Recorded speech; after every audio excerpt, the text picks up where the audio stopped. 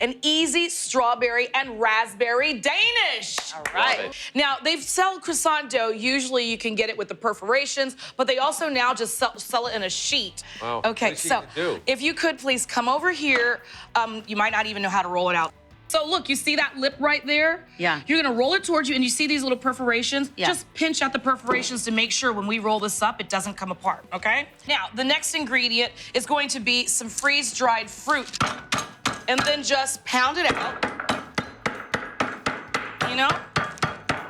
All right, so that's all you've got to do, and I'll show you what it's going to look like. You're going to get little bits of sand, some small pebbles, and every once in a while you're going to get something that didn't quite get crushed completely, and that's okay. It's giving it personality, okay? Now, over the top, just take some of that pounded, freeze-dried fruit all over the place. This is the most amazing hack. So this brown sugar is gonna help rehydrate, and then a little granulated sugar. Okay, so this is a life hack.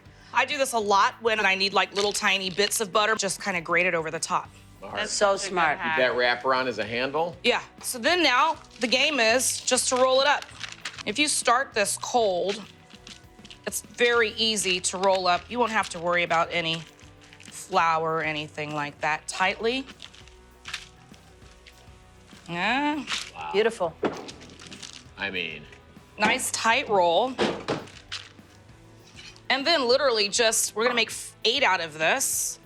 So just kind of go in half and half. good.